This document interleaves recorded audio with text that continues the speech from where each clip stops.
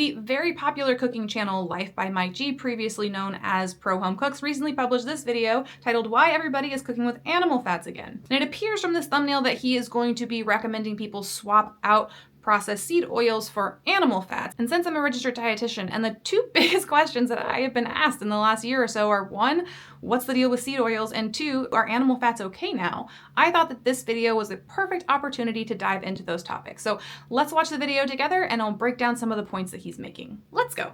So starting in the 1950s, the use of animal fat in home cooking has really been on a sharp decline. But I have certainly noticed, and I'm sure a lot of you have too, that the trend is reversing. More people are using animal fat, they're talking about it. Now there is a ton of confusion about which fat is the best to consume. Number one are your monounsaturated fats. These fats generally get considered healthy fats, at least in their very unprocessed form. So think about an olive coming off a tree, getting mashed up and squeezed out. Then you have polyunsaturated fats, which include different fish oils, soybean oil, corn oil, and a lot of those seed oils that are today starting to become more demonized. But a lot of these oils are highly processed, and what you end up with are oils and fats that are much higher in omega-6, which can lead to inflammation. Okay, so different types of oils have different levels of processing, but generally speaking, that difference isn't going from one type of oil to the next, such as going from olive oil to soybean oil,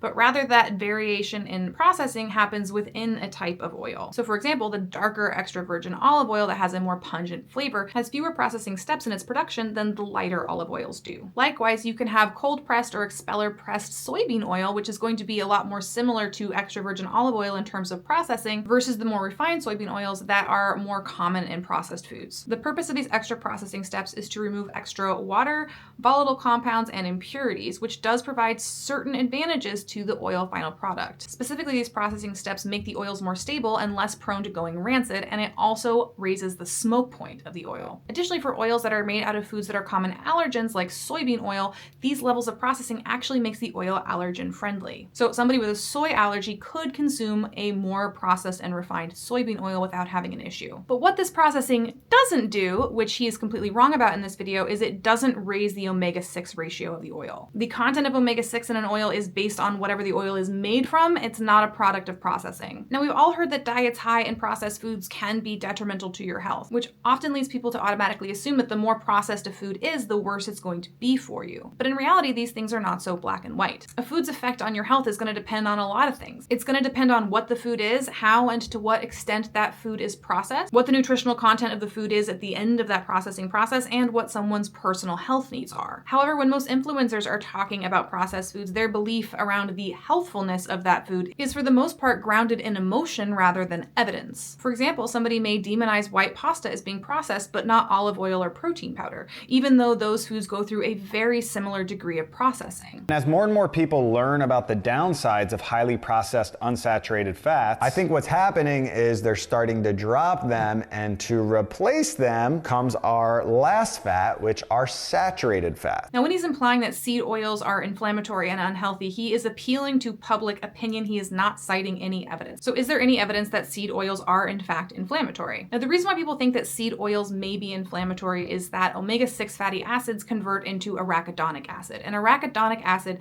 is the building block for a lot of the inflammatory compounds in our body. But it's important to distinguish that is not all that arachidonic acid does. There are actually three main metabolic pathways that arachidonic acid goes down, which produces a variety of different compounds, some of which are actually anti-inflammatory. These compounds are really important for blood clotting regulation, reproductive function, bone health, maintaining gut lining integrity, cardiovascular health, brain and kidney function, cell signaling. And yes, they do cause inflammation too, but it's important to recognize that a certain degree of inflammation is mandatory for a functioning immune system. In fact, the job of one of these inflammatory compounds is to recruit immune cells to the site of an infection or injury, which is pretty darn important for our body's survival. Now, we know that prolonged chronic inflammation is not good for our body. And we also know that arachidonic acid is pro-inflammatory in that it mediates immune responses. And so people are taking these two facts and saying that since omega-6 omega-6 fatty acids create pro-inflammatory compounds that are vital for our immune system, that having too much of them could perpetuate the immune response, leading to an inflammatory state. Which sounds really good as a narrative, but there's a very important step missing in that logic. Is there actually any evidence that eating higher levels of omega-6 actually leads to chronic inflammation, rather than that excess being funneled down into one of the many other functions that omega-6 fatty acids have in our body? Based on all of the available research, the answer to that question appears to be no. Here's a meta-analysis of 30 randomized control trials that concludes that there is no evidence to suggest that eating more omega-6 leads to higher levels of inflammatory markers in the body. Here's a systematic review of randomized control trials that came to the same conclusion. And here's a 2023 review that concluded that not only does eating higher levels of omega-6 not lead to inflammation in the body, but there actually appears to be some benefits when it comes to cardiovascular function and glucose metabolism. Look, a big part of why there's a lot of confusion around the healthfulness of these different fat sources is that a lot of non-health professionals with massive audiences are parroting public opinion rather than what research actually shows. It's like a massive game of uninformed telephone. Our last fat, which are saturated fats. So these are natural fats that are solid at room temperature. So think about butter or coconut oil, and of course, animal fat. The US food culture really started to vilify these types of animal fats and saturated fats, which also led to the explosion of a fourth fat, which are trans fats, which are found naturally in some foods. Okay, buddy.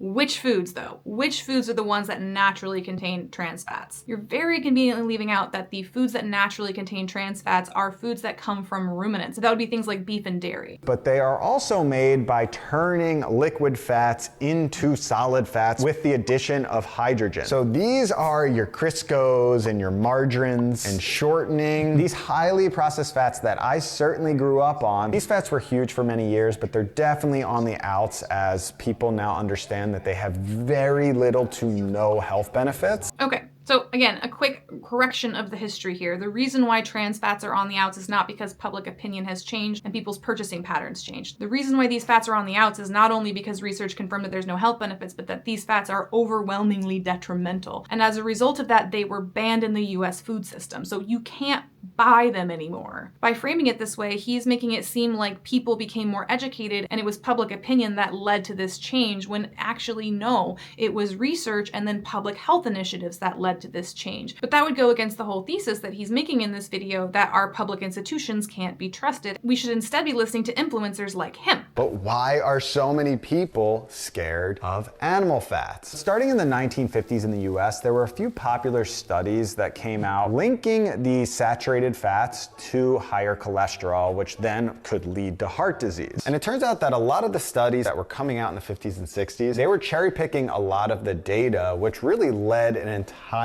culture to be brainwashed into thinking that this stuff is bad, which is pretty wild considering humans have been consuming it since the beginning of their existence on Earth. These studies, along with a government pushing a food pyramid very high in carbohydrates and low in fat, and of course all of the food companies pushing these low-fat options, basically led to a food culture where fat was considered a bad thing. There is a lot that he gets wrong here. So let me lay out first his version of history as he's presenting it here. According to him, people have been eating animal fats forever and there have not been health consequences of that. And then in the 1950s, industry actors paid off researchers to publish biased studies that demonized animal fats and led to the rise of seed oils and trans fats, which have since destroyed our health. And because of this, we should be going back to eating animal fats because really they're fine. Let me break down each one of those points one by one. First of all, humans eating something historically is not good enough justification to assert that something is healthful, because humans have eaten a lot of really dumb shit over time. Second,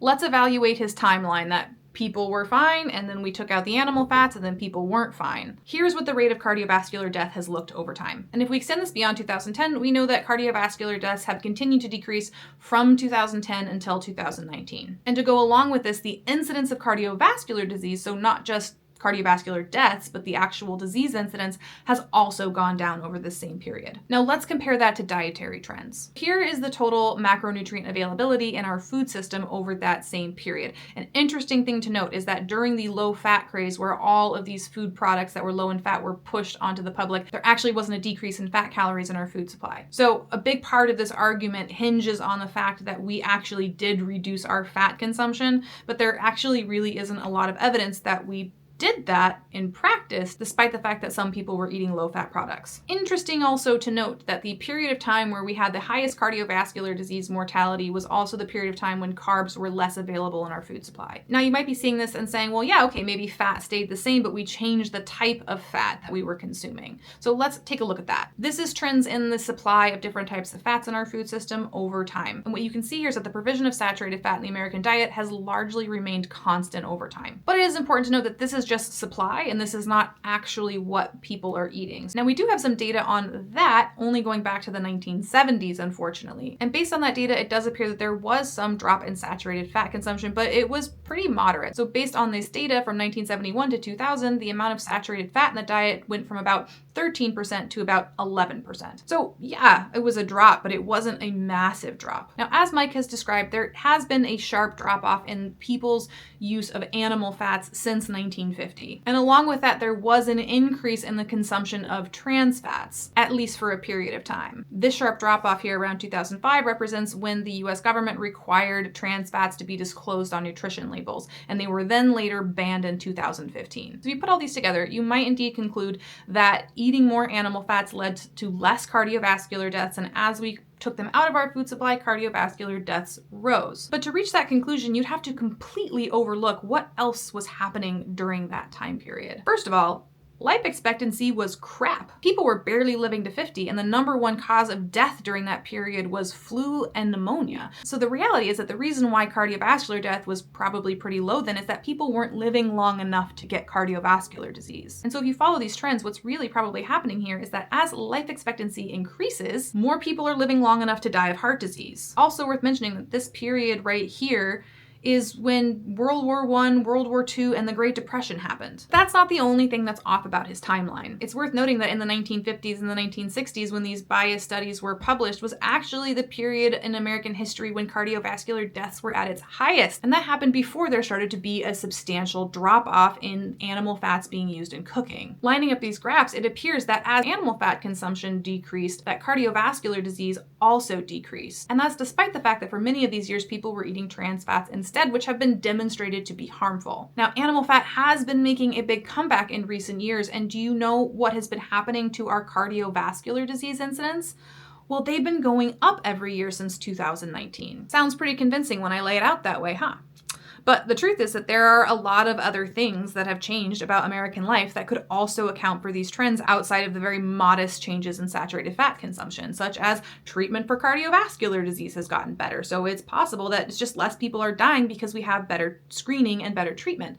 Smoking rates have also dropped during this exact same period. And when we're thinking about these rates going back up, well, a lot has changed about people's lifestyles because of the pandemic. My point here is that you can't use historical data like this to draw any kind of conclusion about the healthfulness of a food, because what drives these trends is very complicated. And so if anyone's trying to convince you of a narrative or is trying to push a certain food on you as being healthy or unhealthy based on this kind of reasoning, that has to raise some red flags, because it is narrative building, it is not evidence. And without getting into too much of a conspiracy rabbit hole, it is a fact that Procter & Gamble, who is the creator of Crisco, they donated millions of dollars to the American Heart Association right around the time that all of these studies were coming out, which was recommending to limit these types of fats. Now, his argument here is hinging on the fact that industry actors have resulted in biased data which has brainwashed people against consuming animal fat. The problem with that is he's completely overlooking the fact that animal agriculture lobbies do the same thing and very likely could be behind this recent change in sentiment. For example, the National Dairy Council is one of the #1 funders of the Academy of Nutrition and Dietetics, and they have been a sponsor of every single conference I have ever been to. The Egg Board is one of the #1 financial donors to the American Heart Association, along with Advanced Auto Parts for some reason. There are checkoff programs for every single sector of the animal agriculture industry, and their job is to change public opinion through public health initiatives, ad campaigns, and by funding and conducting research in order to get as much of these products onto people's plates as they possibly can. And it's not just big actors like the American Heart Association that they have influence over, they pay influencers too. I don't know if you guys remember this ad that Dr. Mike did that was paid by the Pork Board. Thanks to the National Pork Board for sponsoring this video. He probably doesn't want you to remember it because that video is no longer in existence. He took it down a long time ago. And the interesting thing is that he posted a video 3 years later sharing that his lab work was starting to look a little bit concerning. My cholesterol is through the roof. I realized I developed some really bad habits because I was consuming a lot of saturated fat, a lot of fried foods, unhealthy foods, a lot of red meat. First and most important is to decrease my saturated fat consumption. And it worked. My total cholesterol number totally went down, and it went down significantly in just 5 short weeks. Initially, my total cholesterol, 265. Now, 217. If I check this 3 months later, it'd probably be even below 200, which is ideally where we want it to be. And so yeah, Crisco may have funded some garbage studies in the 1950s, but the animal agriculture lobbies have been publishing garbage studies ever since then. Here's an example of one. This study was funded by the Beef Checkoff program, and the goal of this study was to convince people that eating red meat every day was perfectly fine. In this study, they took participants and put them on a low saturated fat Mediterranean diet with just 8% of calories coming from saturated fat and varying amounts of lean beef. There was a group having half an ounce a day, a group having 2.5 ounces a day, and a group having 5.5 ounces a day. And their comparison group were people eating a standard American diet that was 12% of calories from saturated fat, and they were also eating